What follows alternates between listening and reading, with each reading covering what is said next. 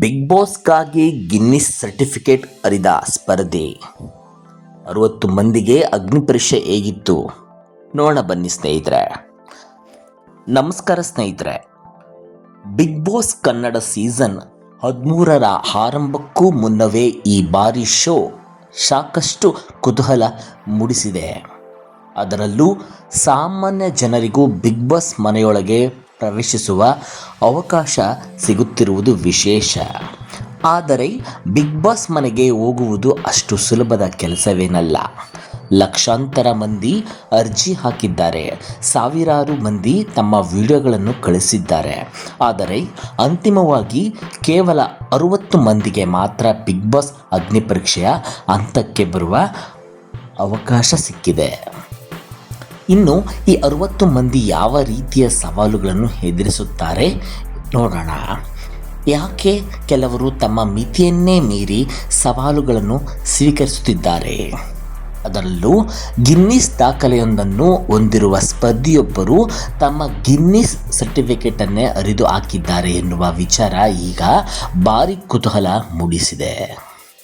ಅಷ್ಟಕ್ಕೂ ಏನಿದು ಘಟನೆ? ಬನ್ನಿ ಇವತ್ತಿನ ವಿಡಿಯೋದಲ್ಲಿ ಸಂಪೂರ್ಣವಾಗಿ ತಿಳಿದುಕೊಳ್ಳೋಣ. ಮೊದಲಿಗೆ ಒಂದು ವಿಷಯ, ಬಿಗ್ ಬಾಸ್ ಕನ್ನಡ 13ರ ಈಗಾಗಲೇ ಅಭಿಮಾನಿಗಳಲ್ಲಿ ಸಾಕಷ್ಟು ನಿರೀಕ್ಷೆ ಇದೆ. ಪ್ರತಿ ಸೀಸನ್ನಲ್ಲೂ ಸೆಲೆಬ್ರಿಟಿ ಸ್ಪರ್ಧಿಗಳು ಬಿಗ್ ಬಾಸ್ ಮನೆಯೊಳಗೆ ಹೋಗುವುದನ್ನು ನಾವು ನೋಡಿದ್ದೇವೆ. ಆದರೆ ಈ ಬಾರಿ ವಿಶೇಷತೆ ಏನೆಂದರೆ ಸಾಮಾನ್ಯ ಜನರಿಗೂ ತಮ್ಮ ಪ್ರತಿಭೆಯನ್ನು ತೋರಿಸಿ ಬಿಗ್ ಬಾಸ್ ಮನೆಯೊಳಗೆ ಹೋಗುವ ಅವಕಾಶ ನೀಡಲಾಗಿದೆ.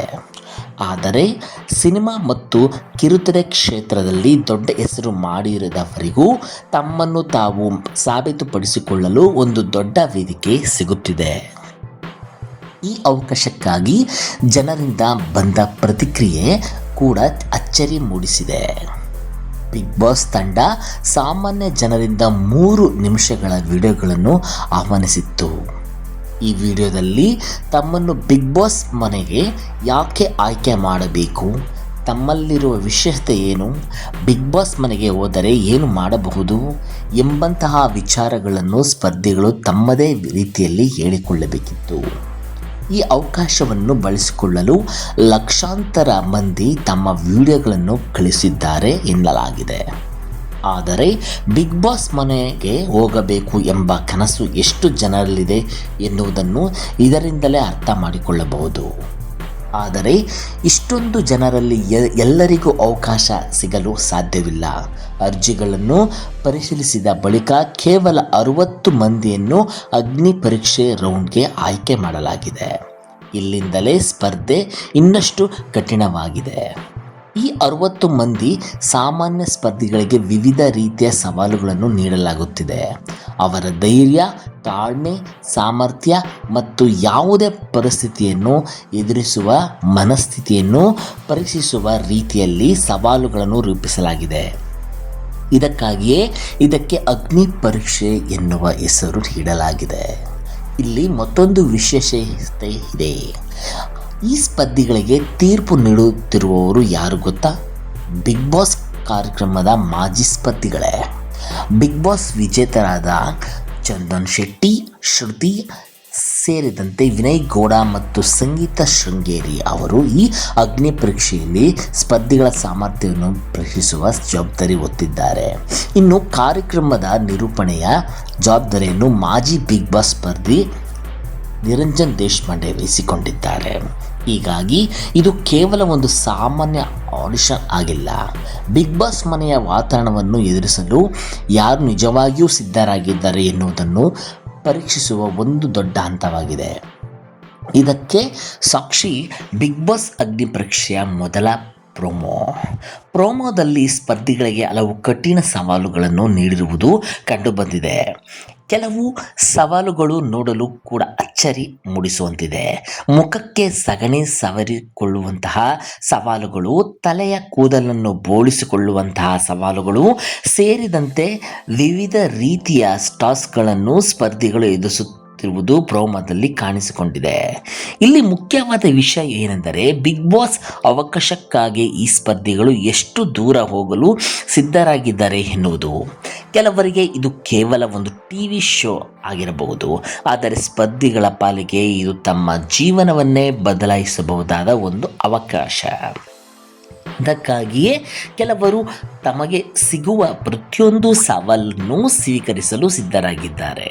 ಇದರಲ್ಲೇ ಈಗ ಹೆಚ್ಚು ಚರ್ಚೆಯಾಗುತ್ತಿರುವ ವಿಚಾರ ಗಿನ್ನಿಸ್ ದಾಖಲೆ ಬರೆದಿರುವ ಸ್ಪರ್ಧಿಯದ್ದು. ಈ ಸ್ಪರ್ಧಿ ಗಿನ್ನಿಸ್ ದಾಖಲೆಯ ಪ್ರಮಾಣ ಪತ್ರವನ್ನು ಹೊಂದಿದ್ದಾರೆ ಎನ್ನಲಾಗಿದೆ. ಆದರೆ ಬಿಗ್ ಬಾಸ್ ಅವಕಾಶಕ್ಕಾಗಿ ತಮ್ಮ ಗಿನ್ನಿಸ್ ಸರ್ಟಿಫಿಕೇಟನ್ನೇ ಹರಿದು ಹಾಕಿರುವ ಘಟನೆ ಈಗ ಕುತೂಹಲ ಮೂಡಿಸಿದೆ. ಒಮ್ಮೆ ಯೋಚಿಸಿ ನೋಡಿ, ಒಬ್ಬ ವ್ಯಕ್ತಿ ತನ್ನ ಸಾಧನೆಯ ಪ್ರಮಾಣ ಪತ್ರವನ್ನು ಪಡೆಯಲು ಎಷ್ಟು ಕಷ್ಟಪಟ್ಟಿರಬಹುದು. ಅಂತಹ ಪ್ರಮಾಣ ಪತ್ರವನ್ನು ಪಡೆಯುವುದು ಸುಲಭದ ಕೆಲಸವಲ್ಲ. ಆದರೆ ಬಿಗ್ ಬಾಸ್ ಅವಕಾಶಕ್ಕಾಗಿ ಅದನ್ನೇ ಅರಿದು ಹಾಕುವಂಥ ಸವಾಲನ್ನು ಸ್ವೀಕರಿಸಿದ್ದಾರೆ ಎನ್ನುವುದು ಈ ಅಗ್ನಿ ಪರೀಕ್ಷೆಯ ತೀವ್ರತೆಯನ್ನು ತೋರಿಸುತ್ತದೆ. ಆದರೆ ಅವರು ಯಾಕೆ ಆ ರೀತಿ ಮಾಡಿದರು? ಅದು ಯಾವ ರೀತಿಯ ಟಾಸ್ಕ್? ಅವರು ನಿಜವಾಗಿಯೂ ಬಿಗ್ ಬಾಸ್ ಮನೆ ಪ್ರವೇಶಿಸುತ್ತಾರಾ ಅಥವಾ ಈ ಸವಾಲುಗಳ ನಂತರ ಮತ್ತೊಬ್ಬರು ಆಯ್ಕೆಯಾಗುತ್ತಾರಾ? ಈ ಎಲ್ಲ ಪ್ರಶ್ನೆಗಳಿಗೆ ಉತ್ತರ ಕಾರ್ಯಕ್ರಮ ಪ್ರಸಾರವಾದ ನಂತರವೇ ಸ್ಪಷ್ಟವಾಗಲಿದೆ. ಇನ್ನು ಇದೇ ಅಗ್ನಿ ಪರೀಕ್ಷೆಯಲ್ಲಿ ಸಾಮಾಜಿಕ ಜಾಲತಾಣಗಳಲ್ಲಿ ಪರಿಚಿತರಾಗಿರುವ ಅಮುಕು ಡುಮುಕು ಮಂಜು ಅವರ ವಿಚಾರವು ಗಮನ ಸೆಳೆದಿದೆ. ಒಂದು ಸವಾಲಿನ ಸಂದರ್ಭದಲ್ಲಿ ತೀರ್ಪುಗಾರರಾಗಿರುವ ಸಂಗೀತ ಶೃಂಗೇರಿಯನ್ನು ಇಂಪ್ರೆಸ್ ಮಾಡಬೇಕು ಎನ್ನುವ ಟಾಸ್ಕ್ ನೀಡಲಾಗಿದೆ. ಆದರೆ ಮಂಜು ಅವರು ತಾವು ಹೇಗಿದ್ದಾರೋ ಹಾಗೆ ಇರುತ್ತೇನೆ, ಯಾರಿಗಾಗಿಯೂ ಬದಲಾಗುವುದಿಲ್ಲ ಎನ್ನುವ ರೀತಿ ಪ್ರತಿಕ್ರಿಯಿಸಿದ್ದಾರೆ. ಈ ಮಾತು ವಿನಯ್ ಗೌಡ ಅವರ ಪ್ರತಿಕ್ರಿಯೆಗೆ ಕಾರಣವಾಗಿದೆ. ವಿನಯ್ ಗೌಡ ಅವರು ಕೂಡ ಖಾರವಾಗಿ ಪ್ರತಿಕ್ರಿಯಿಸುತ್ತಿರುವುದು ಪ್ರಮೋದಲ್ಲಿ ಕುತೂಹಲ ಮೂಡಿಸಿದೆ. ಇದರಿಂದಾಗಿ ಮಂಜು ಅವರು ಅಗ್ನಿ ಪರೀಕ್ಷೆಯಲ್ಲಿ ಮುಂದುವರಿಯುತ್ತಾರಾ ಅಥವಾ ಅವರ ಪ್ರಯಾಣ ಇಲ್ಲಿಗೆ ಮುಗಿಯುತ್ತದೆಯೇ ಎಂಬ ಪ್ರಶ್ನೆ ಈಗ ವೀಕ್ಷಕರಲ್ಲಿ ಮೂಡಿದೆ. ಆದರೆ ಇಲ್ಲಿ ಒಂದು ವಿಷಯ ಗಮನಿಸಬೇಕು. ಬಿಗ್ ಬಾಸ್ ಮನೆಯೊಳಗೆ ಹೋಗುವುದು ಎಂದರೆ ಕೇವಲ ಜನಪ್ರಿಯರಾಗಿರುವುದು ಅಥವಾ ಸಾಮಾಜಿಕ ಜಾಲತಾಣಗಳಲ್ಲಿ ಫಾಲೋವರ್ಸ್ ಹೊಂದಿರುವುದು ಮಾತ್ರ ಸಾಕಾಗುವುದಿಲ್ಲ. ಅಲ್ಲಿ ಬೇರೆ ಬೇರೆ ರೀತಿಯ ವ್ಯಕ್ತಿಗಳನ್ನು ಎದುರಿಸಬೇಕು. ಒತ್ತಡದ ಪರಿಸ್ಥಿತಿಯಲ್ಲೂ ತಾಳ್ಮೆ ಕಾಪಾಡಿಕೊಳ್ಳಬೇಕು. ತಮ್ಮ ಮಾತು ಮತ್ತು ವರ್ತನೆಯ ಮೂಲಕ ಪ್ರೇಕ್ಷಕರ ಮನಸ್ಸಿನಲ್ಲಿ ಸ್ಥಾನ ಪಡೆಯಬೇಕು. ಹೀಗಾಗಿ ಅಗ್ನಿ ಪರೀಕ್ಷೆಯಲ್ಲಿಯೇ ಸ್ಪರ್ಧಿಗಳ ವ್ಯಕ್ತಿತ್ವವನ್ನು ಅರ್ಥ ಮಾಡಿಕೊಳ್ಳಲು ಪ್ರಯತ್ನಿಸಲಾಗುತ್ತದೆ. ಈ ಬಾರಿ ಸಾಮಾನ್ಯ ಜನರಿಗೆ ಅವಕಾಶ ನೀಡಿರುವುದರಿಂದ ಬಿಗ್ ಬಾಸ್ ಸೀಸನ್ 13 ಇನ್ನಷ್ಟು ವಿಭಿನ್ನವಾಗುವ ಸಾಧ್ಯತೆ ಇದೆ. ಏಕೆಂದರೆ ಸಾಮಾನ್ಯ ಜನರ ಜೀವನಾನುಭವ, ಆದರೆ ಅವರ ವ್ಯಕ್ತಿತ್ವ ಮತ್ತು ಅವರ ಕಥೆಗಳು ಕಾರ್ಯಕ್ರಮಕ್ಕೆ ಹೊಸ ಆಯಾಮ ನೀಡಬಹುದು. ಇನ್ನು ಈ 60 ಮಂದಿಯಲ್ಲಿ ಎಷ್ಟು ಜನರು ಅಂತಿಮವಾಗಿ ಬಿಗ್ ಬಾಸ್ ಮನೆಯೊಳಗೆ ಪ್ರವೇಶಿಸುತ್ತಾರೆ ಎನ್ನುವುದು ಕುತೂಹಲ ವಿಷಯ. ಲಕ್ಷಾಂತರ ಅರ್ಜಿಗಳಿಂದ ಆರಂಭವಾದ ಈ ಪ್ರಯಾಣ ಈಗ ಕೇವಲ 60 ಮಂದಿಯ ಹಂತಕ್ಕೆ ಬಂದಿದೆ. ಅದರಲ್ಲೂ ಪ್ರತಿಯೊಬ್ಬ ಸ್ಪರ್ಧಿಯು ತಮ್ಮದೇ ಆದ ರೀತಿಯಲ್ಲಿ ಗಮನ ಸೆಳೆಯಲು ಪ್ರಯತ್ನಿಸುತ್ತಿದ್ದಾರೆ. ಯಾರೋ ಕಠಿಣ ಸವಾಲು ಸ್ವೀಕರಿಸುತ್ತಿದ್ದಾರೆ, ಯಾರೋ ತಮ್ಮ ಮಾತಿನ ಮೂಲಕ ಗಮನ ಸೆಳೆಯುತ್ತಿದ್ದಾರೆ, ಮತ್ತೊಬ್ಬರು ತಮ್ಮ ವಿಭಿನ್ನ ಪ್ರತಿಭೆಯಿಂದ ಗುರುತಿಸಿಕೊಳ್ಳಲು ಪ್ರಯತ್ನಿಸುತ್ತಿದ್ದಾರೆ. ಹೀಗಾಗಿ ಬಿಗ್ ಬಾಸ್ ಅಗ್ನಿ ಪರೀಕ್ಷೆ ಕೇವಲ ಆಯ್ಕೆ ಪ್ರಕ್ರಿಯೆಯಲ್ಲ, ಇದು ಬಿಗ್ ಬಾಸ್ ಮನೆಯ ಪ್ರವೇಶಿಸುವ ಕನಸು ಕಂಡಿರುವ ಸಾಮಾನ್ಯ ಜನರ ದೊಡ್ಡ ಪರೀಕ್ಷೆಯಾಗಿದೆ. ಇನ್ನು ಈ ಕಾರ್ಯಕ್ರಮ ಯಾವಾಗ ಪ್ರಸಾರವಾಗಿದೆ ಎನ್ನುವುದು ಕೂಡ ತಿಳಿದುಕೊಳ್ಳೋಣ. ಬಿಗ್ ಬಾಸ್ ಅಗ್ನಿ ಪರೀಕ್ಷೆ ಆಗಸ್ಟ್ 16ರಿಂದ ಪ್ರಸಾರವಾಗಲಿದೆ ಎಂದು ಮಾಹಿತಿ ಇದೆ. ಸೋಮವಾರದಿಂದ ಶುಕ್ರವಾರದವರೆಗೆ ರಾತ್ರಿ 9:30ಕ್ಕೆ ಈ ಕಾರ್ಯಕ್ರಮ ಪ್ರಸಾರವಾಗಲಿದೆ. ಅಂದರೆ ಬಿಗ್ ಬಾಸ್ ಕನ್ನಡ 13 ಆರಂಭಕ್ಕೂ ಮುನ್ನವೇ ವೀಕ್ಷಕರಿಗೆ ಸಾಮಾನ್ಯ ಸ್ಪರ್ಧಿಗಳ ಈ ಪೈಪೋಟಿಯನ್ನು ನೋಡಲು ಅವಕಾಶ ಸಿಗಲಿದೆ. ಹಾಗಾದರೆ ಈ 60 ಮಂದಿಯಲ್ಲಿ ಯಾರು ನಿಮ್ಮ ಗಮನ ಸೆಳೆದಿದ್ದಾರೆ?